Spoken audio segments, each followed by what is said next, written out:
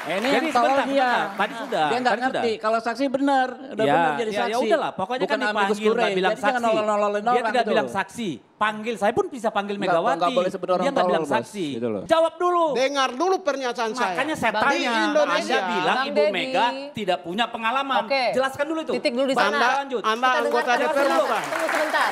Sebentar. Lu bukan siapa-siapa berarti Dengar bilang dulu, Ibu Mega dengar tidak dulu. punya pengalaman. Anda anggota DPR bukan?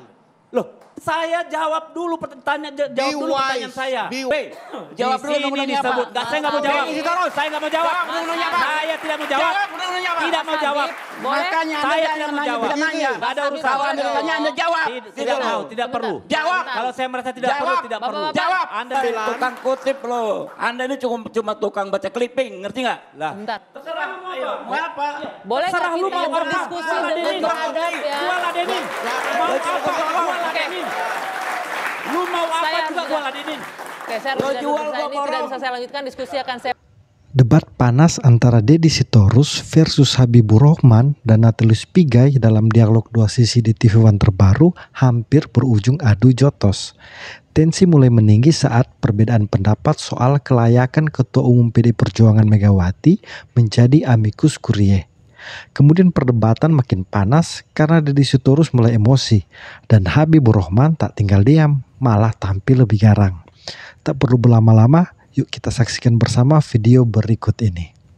Lanjutkan kembali dua sisi, saya kasih kesempatan ke Bang Deddy terlebih dahulu. Merespon ini. Ya, yang pertama sebentar, begini. Mas Habib, ini saya ingin direspon. Kan Bentuk ada ketidakpuasan. Saya kan belum yang selesai pertama ini, begini. Boleh, mumpung Yang masih- namanya hukum kan selalu tafsir. Sebentar, direspon yang bentuk Oh ketidakpuasan iya. ini didesain katanya. Iya, sebentar dulu.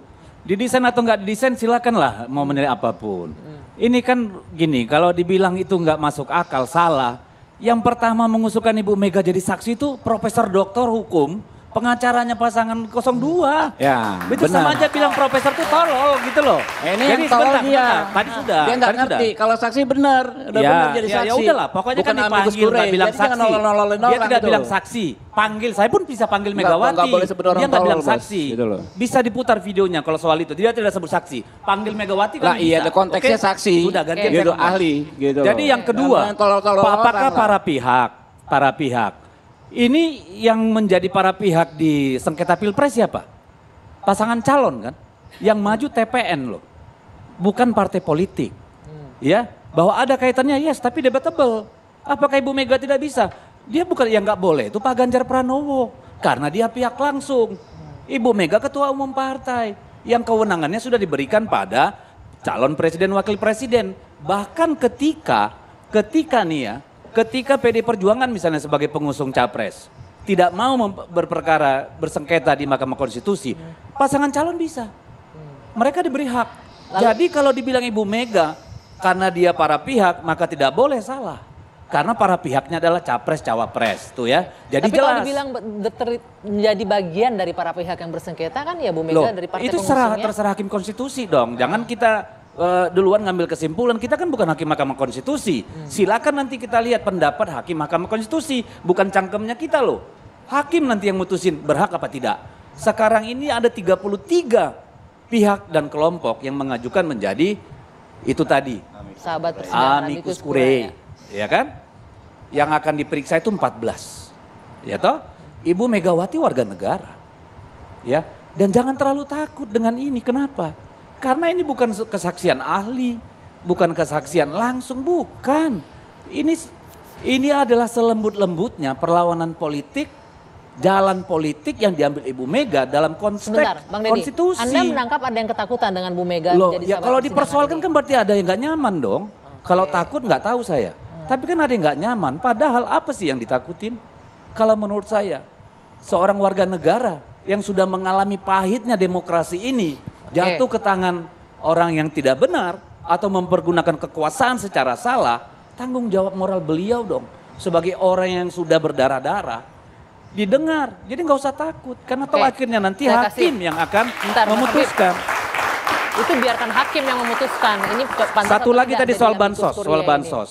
Sebentar Bang Deddy. Enggak ini sebentar biar dulu. kan dua tadi dia lempar. Soal bansos itu sudah. Belum, saya belum ngomong Tidak, yang bahas substansi. Tadi kan Anda bilang sudah di 4 menteri sudah Yang dipanggil, substansi ternyata belum ngomong dibantah. saya. Kalau menurut saya tidak, karena Ini yang Mbak Dwi Anggia Sebentar, ini kita harus nggak adil ngomongin dong. soal bansos sebentar, silakan Mas Habib. Ya ini dia.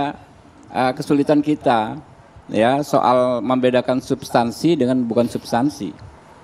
Kalau kita bicara substansi, adik-adik mahasiswa ini paham sekali. Semua orang paham lah, orang awam pun paham. Ibu Mega bagian dari entitas paslon. Paslon, kalau kita bicara konteks paslon, itu bukan dua orang manusia bernama Ganjar dan Mahfud. Mohon maaf. Termasuk partai Entitas koalisi paslon di itu belakang, adalah ya. bangunan hukum yang terbentuk secara lengkap dan sistemik. Mulai dari adanya partai pengusung yang mempunyai kuota kursi cukup, kuota suara cukup. Lalu adanya Nanti dua kita calon lihat yang Mahkamah memenuhi, Konstitusi ngomong apa yang lah. memenuhi syarat. Ya Anda kan juga bicara. Masa saya nggak boleh bicara? Bentar bergantian. Ya makanya Anda bicara, saya bicara, argumentasi Bergantian, saya nanti lihat Bapak-bapak. hakim Mahkamah Konstitusi Ini masih yang bicara. suasana lebaran loh, kita baru maaf-maafan tadi Iya. bergantian. Nanti makan gulai. Jadi makanya kan ini substansi gitu kan. Dalam konteks substansi semua orang tahu lah. Ya, nggak perlu diajarin.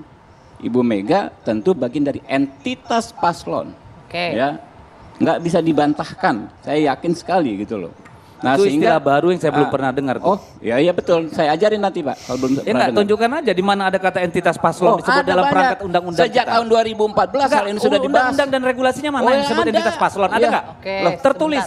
Bukan Peraturan nggak tertulis, KPU kah? dipraktekkan di AMK sejak tahun 2014. Bentar dulu dong, Oh, tunjukkan ini orang nggak saya. ngerti Tadi- hukum. Sebentar. Jangan cuma ngomong nanti ajarin. Ini orang nggak ngerti Tunjukkan hukum. saya sekarang Orang mana? nggak- sejak ya Pilpres 2014 disampaikan oleh yang namanya Irman Putra Sidin, entitas paslon. Prabowo waktu itu berpasangan dengan Hatta. Itu jelas Pak. Itu menjadi fakta hukum. Jadi nggak, kalau ngomong hukum Pak Dedi, Nah, iya, bukan definisi persoalan pasal. entitas Anda nggak paslon ngerti. itu disebutkan dulu di mana? Ya itu dia di persidangan Mahkamah Konstitusi Oh iya, 2014 itu yang menjadi kosakata, keputusan hukum, tapi bukan kosakata. definisi hukum, Pak. Itu menjadi putusan hukum kemudian. Oke, Loh, baik. Anda nggak ngerti? Ya, Dalam hal definisi ini, hukum sebentar, dalam kasus Bapak-bapak. itu, Pak. Loh, dalam PHPU Pilpres. Ya sama ini PHPU Pilpres kok. Oke, Apa boleh. masalahnya? Saya mau ke Bang Entar dulu Pigai tapi dong, sebentar, saya belum sebentar, selesai. sebentar. Ya kan Anda izinkan dia motong, saya belum selesai ngomong nggak selesai Oke, gitu loh. saya kasih kesempatan, silakan Ya jangan kan, lama-lama ini, tapi. jadi kan ini bagian dari entitas paslon, nggak bisa terbantahkan. Sehingga ketika Profesor Otto Hasibuan menyampaikan nanti Megawati dipanggil, itu konteks yang berbeda dengan amicus curiae. Sebagai saksi di situ konteksnya. Iya dong, sebagai orang yang memberikan keterangan. Betul, benar sekali. Kalau substansi yang Ibu Mega sampaikan disampaikan ketika menjadi saksi yang diajukan oleh paslon manapun. Itu boleh sekali dan sangat tepat. Tapi membuka diri, oh ini bagian dari permohonan, bagian saksi yang disampaikan oleh paslon 3. Bukan sebagai amicus curiae yang memang mensyaratkan. Syarat utama dan utama amicus curiae adalah tidak ada kaitan Pihak dengan para pihak. Ya. Makanya disebut amicus curiae, sahabat pengadilan, bukan amicus party, gitu loh. Nah, dalam konteks substansi ya. Bansos ya. Kan digadang-gadang adanya pemanfaatan bansos untuk kepentingan paslon 2. Ya, ya. Ya. Faktanya 4 menteri ini saya ini jangan dipotong ya. Pertama, Menteri Sri Mulyani mengatakan ketika hadir ya, bahwa dana yang diberikan Jokowi ketika kunker bukan dana bansos, bukan perlinsos, tetapi itu dana operasional presiden yang diatur berdasarkan Permenkyu nomor 48 tahun 2008. Mensos ya, dari PDI Perjuangan bahkan mengatakan soal pencairan bansos di awal tahun sudah dilakukan jauh sebelum dirinya menjadi Mensos ya. Bansos pun bentuknya cash transfer, sehingga tidak bisa dimanipulasi sebagai karena bukan berbentuk barang ya, pemberian pihak tertentu di luar pemerintahan. Ketiga, ini cuma 2 lagi. Sri Mulyani menyebutkan tidak ada beda pembayaran bansos 2024 dengan sebelumnya ya, bansos Januari Februari 2021 19 triliun ya. 2024 12 triliun. Beda dengan misalnya 2018 2019. 2018 5,1, 2019 15,3 triliun. Terus Sri Mulyani menegaskan ya, penyusunan APBN tidak dipengaruhi siapa paslon Pilpres. Timeline atau lini masa penyusunan APBN selesai September dan Capres baru ada pada November. Oke, titik sampai di sana. Itu Saya mau ke Bang substansi, Pigai. Oke, yuk. Bang Pigai, Anda tadi bilang Anda sudah berkali-kali kan ya untuk dalam kasus amicus curiae ini. Ya. Melihatnya seperti apa nih? Kalau disebut Baik, terima kasih. pantas lah nih karena terkaitan dengan pihak yang bersengketa. Begini, mungkin saya sedikit di antara beberapa orang, banyak orang Indonesia yang pernah menandatangani tidak kurang dari, saya tidak mau mulu-mulu banyak, dari belasan ribu kasus yang saya tangani di Komnas HAM selama 5 tahun, saya pakai aja 50 amicus curiae yang saya tanda tangani. Salah satunya adalah Om Dewan Habibur Rahman mengajukan permohonan amicus curiae. Saya menandatangani karena Om Dewan membela orang-orang kecil. Mic-nya boleh diarahkan ke mulut ya. Karena Om Dewan membela orang kecil. Dan pengacara 01, 2, dan 3 mereka pernah mengajukan permohonan amicus curiae kepada saya. Enggak, oke, langsung saja jawab pertanyaan Jadi, saya. Bagaimana posisi Bu Mega di sini selaku jadi saya mau sahabat luruskan. pengadilan? Apa itu amicus curiae? Saya setuju dengan Om Dewan tadi bahwa amicus curiae itu adalah sahabat atau mitra peradilan. Kenapa sahabat itu perlu? Karena dulu pencarian keadilan itu sulit di Eropa kontinental. Karena apa? Pihak yang bersengketa selalu menyampaikan bukti-bukti menurut kehendak dan yang menguntungkan mereka. Sehingga hakim merasa perlu memberikan ruang bagi rakyat untuk memberikan masukan. Supaya menemukan hakim bisa menemukan sebuah nilai keadilan sempurna dan sejati. Kemudian bergeser juga ke Amerika. Lalu di Amerika, siapa saja aktor atau orang-orang yang diminta untuk menjadi sahabat peradilan. Yang pertama bisa juga oleh publik, rakyat, orang yang prominent. Bisa juga oleh para hakim yang meminta. Nah, orang yang diminta itu siapa? Karena kedua pihak yang bersengketa itu adalah orang-orang yang memiliki kepentingan. Yang dimaksud pihak yang bersengketa adalah tidak hanya sekedar individu, tapi orang yang punya relasi, inner circle-nya, entitasnya, itu adalah pihak yang bersengketa. Tapi harus diterukur dan dipastikan. Kalau keluarga harus saudara, kalau organisasi harus organisasi, maka mereka tidak diperkenankan untuk diminta. Tapi kalau tiba-tiba figur yang netral, tokoh seperti Cak Nun, Nurkolis Majid misalnya, tiba-tiba saya mau ingin hadir sebagai amicus curiae, menyampaikan surat, karena dia prominent, unggul. Tidak ada orang yang meragukan Cak Dalam Nun. hal ini, Bung Pigai, dalam hal ini Bu Megawati tidak masuk kualifikasi yang Ya, tadi itu. saya jelaskan ini, penting ini. Cak Nun misalnya muncul, bisa diterima karena semua orang terima. Dia tidak punya musuh, dia bukan pihak yang bersengketa. Sehingga apa yang disampaikan itu dia bisa diterima. Atau hakim meminta seorang yang unggul, misalnya Cak Nun atau Sri Sultan, boleh nggak memberikan pandangan. Tetapi dengan ukuran dan kepakaran dan kredibilitas dan pengalaman dan jam terbangnya itu. Di Eropa dan Amerika. Kemudian kita bawa ke Indonesia. Indonesia apakah amicus curiae itu bisa? Kalau pada prinsipnya setiap individu, entitas atau organisasi bisa. Tetapi sesuai dengan aturan hukum yang ada di Indonesia. Ada undang-undang yang memberi kewenangan entitas kuasi yudisial, lembaga, untuk menjadi mitra peradilan seperti Komnas HAM. Pasal 89 ayat 3. Bahwa di dalam itu ditegaskan bahwa apabila dipandang perlu, maka Komnas HAM bisa menyampaikan amicus curiae kepada sebagai sahabat peradilan. Singkat saja ini. Oleh karena itu saya mau jawab pertanyaan saya, Ibu Mega masuk kualifikasi yang bisa jadi amicus curiae nggak menurut Anda? Ya, oleh karena itulah saya sudah bilang, ya, legal hukum di Indonesia hanya amicus curiae itu bisa diberikan kepada orang-orang atau organisasi atau individu atau lembaga yang diberikan kewenangan undang-undang. Ini Indonesia ya. Kalau di Eropa dan Amerika itu urusan lain. Setiap individu bisa.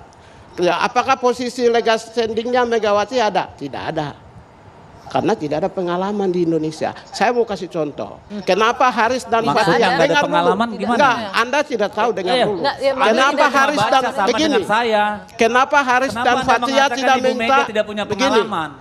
Rakyat biasa pun boleh jadi amicus curiae. Dari statusnya sebagai ketua umum partai tidak bisa. Di mana ada larangannya? Ibu Mega tidak boleh jadi amicus curiae. Sebagai ketua umum partai tidak bisa. Tadi Anda bilang tidak ada pengalamannya. Maksudnya Ibu Mega tidak ada pengalamannya apa? Ini pengalaman Anda Anda belum apa? Saya tanya. Oke, biar Enggak kasar dijawab Anda dulu. Anda ngomong. belum Dijawab dengar. dulu, Bang Di Deddy. Enggak, cabut Indonesia, dulu omonganmu. setiap individu Maksud itu Anda Ibu belum Mega tidak punya pengalaman itu apa? legal Biar hukum dijawab di dulu, Bang Deddy. Indonesia. Enggak, jawab dulu pertanyaan saya. Dengar dulu. Yang Anda maksud Legal. Ibu Mega tidak punya pengalaman apa? Pengalaman apa? Apa? Anda lari. Enggak, saya Itu tanya, pernyataan jawab. Anda sendiri. Jawab dulu. Dengar dulu pernyataan saya. Makanya saya Bang, tanya, di Indonesia, Anda bilang Bang Ibu Deddy. Mega tidak punya pengalaman. Oke. Jelaskan dulu itu. Titik dulu di sana. Anda lanjut. Anda Kita anggota dengarkan DPR dulu. bukan? Tunggu sebentar. Sebentar. Lu bukan siapa-siapa berarti Dengar bilang dulu. Ibu Mega Dengar tidak dulu. punya pengalaman. Anda anggota DPR bukan?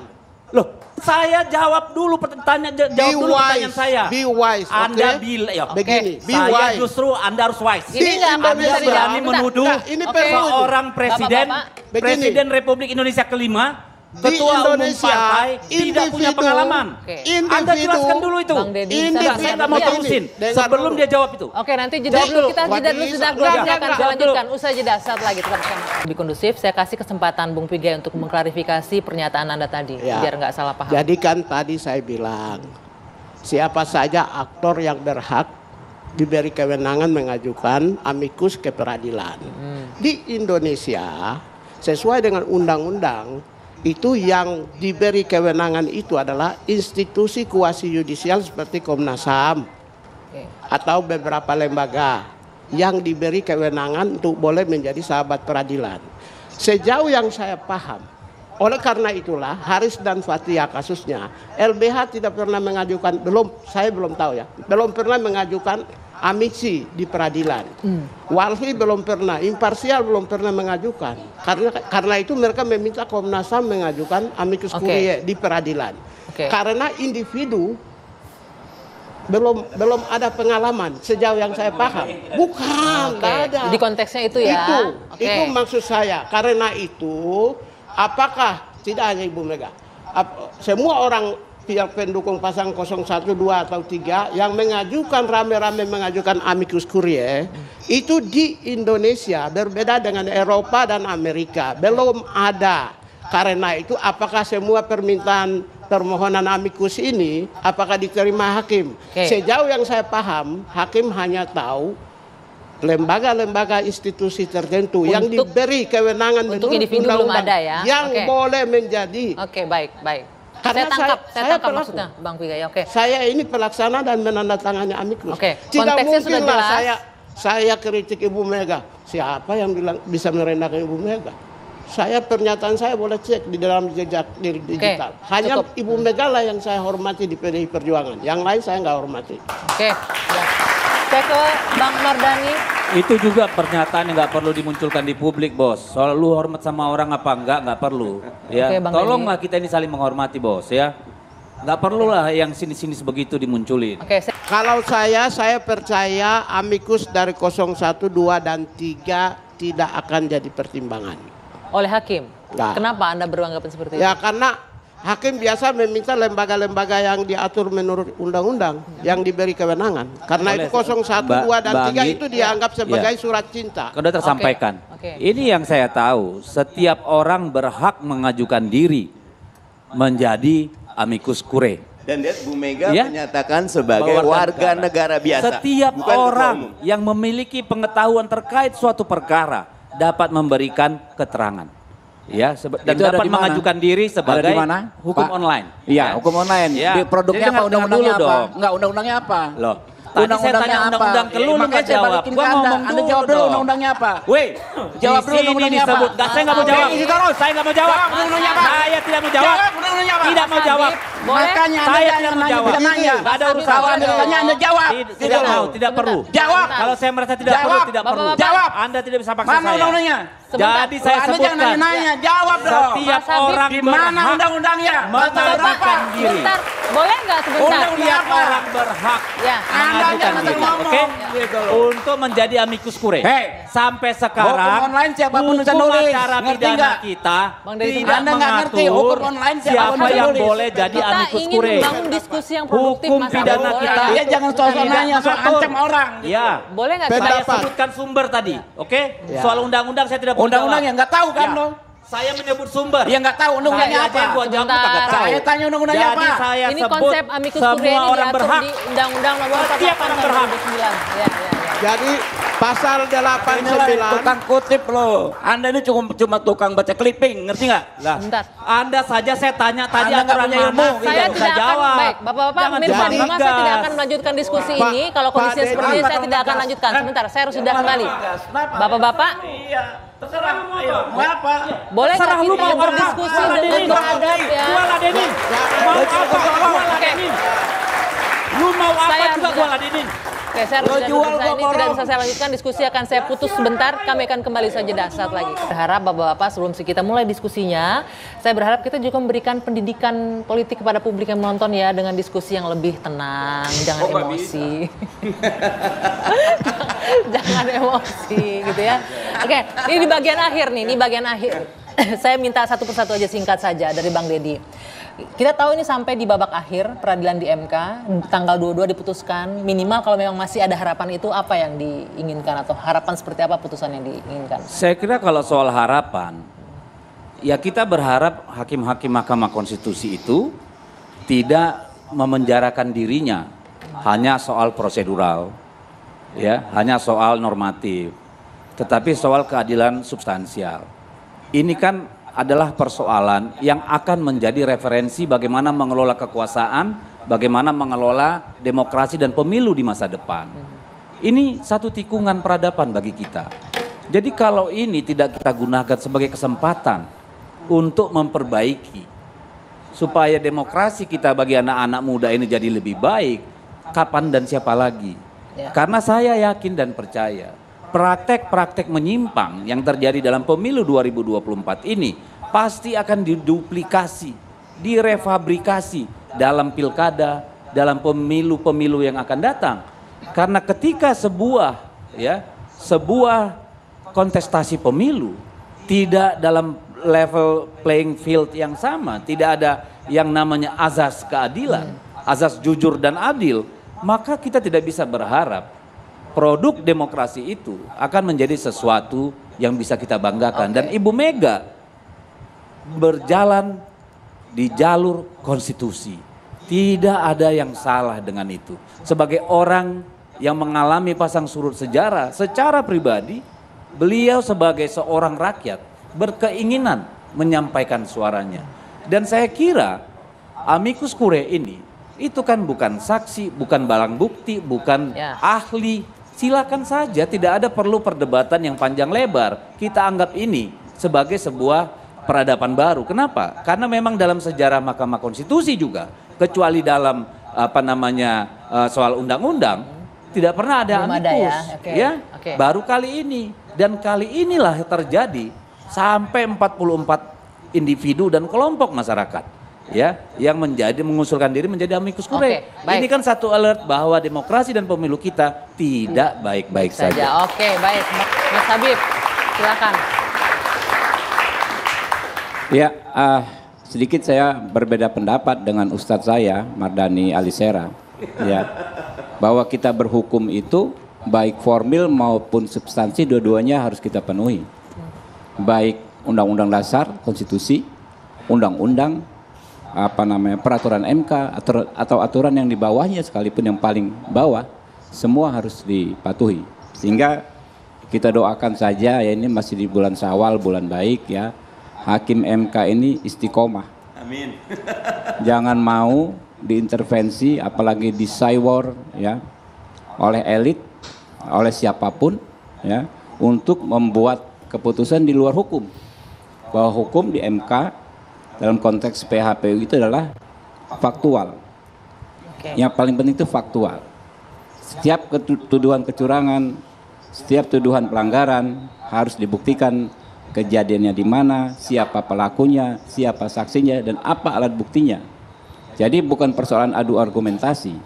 Nah, terkait pihak-pihak yang menyampaikan amicus curiae, apapun ya, apakah tepat atau tidak, apakah sudah diatur atau belum, menurut saya silahkan saja. Oke. Ya, tapi perlu digarisbawahi dalam hukum kita yang paling penting adalah ada azas equality before the law. Oke, baik. Tidak ada satu orang pun yang bisa merasa lebih prestisius daripada orang lain. Apakah mantan presiden, apakah pemimpin organisasi, ya kan ya, apakah adik-adik mahasiswa, apakah Pak Natalis Pigai, apakah sama abang di mata hukum, kameramen, ya? Oke. apakah Mbak Dwi Anggia punya hak yang sama dan kedudukan yang sama di mata hukum. Oke, baik. Jadi ketika menyampaikan amicus curiae, ya kan ya, sama-sama bernilai, sama-sama ada nilainya. Oke, baik. Singkat saja Bung Pigai.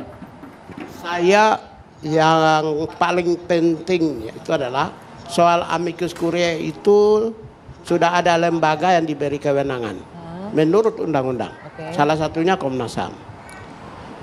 Kalau di luar itu tidak diatur. Sesuatu yang tidak diatur diberi kewenangan menurut undang-undang kehakiman maupun undang-undang yang ada, maka itu dianggap aspirasi.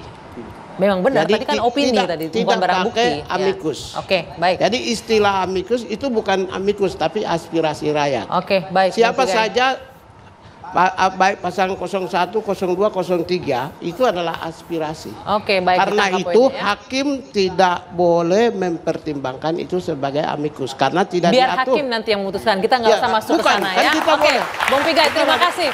Nah, bagaimana menurut kalian? Dukung Deddy Sitorus atau Habibur Rahman dan Natalis Pigai? Yuk komen di kolom komentar. Sampai jumpa.